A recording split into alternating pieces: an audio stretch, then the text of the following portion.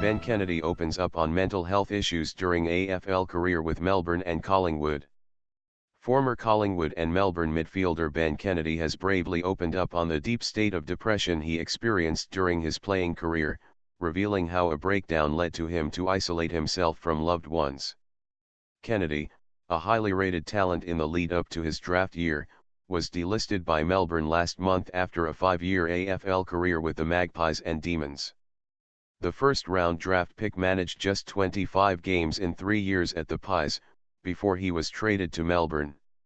He managed 15 games in 2016 but didn't play a senior game in 2017. As the weeks in the VFL went by, Kennedy said he broke down for the first time in years and was no longer seen visually as the jovial and energetic character he was once viewed as. Football had finally taken its toll on me, and all the pressure and expectation I had built up in my own head had caused me to lose my mind in front of my teammates.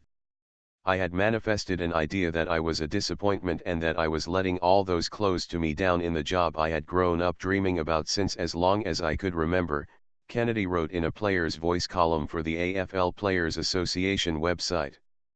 Kicking the footy in the backyard pretending I was Andrew McLeod, playing in front of 90,000 at the microgram was all for nothing in my mind, because I wasn't playing AFL football when I had only ever obsessed over being a superstar and nothing less. I had become insular and had drifted from those closest to me.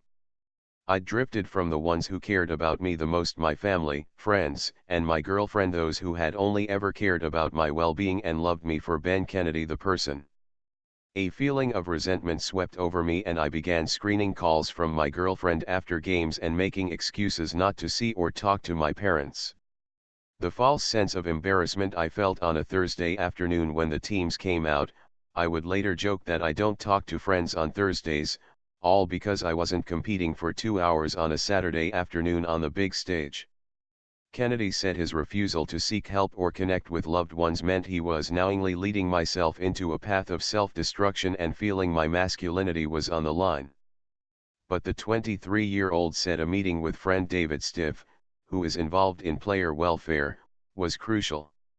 It helped me realize I had a greater purpose and a reason to get out of bed because these people and things were waiting for me and that football was only a part of my life.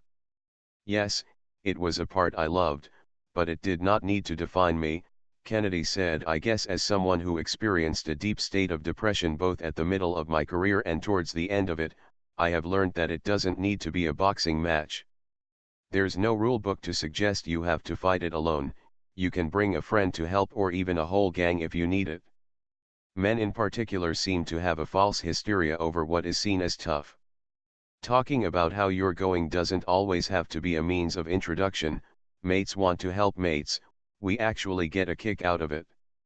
Kennedy said he had found closure in accepting what I was able to achieve and what I wasn't.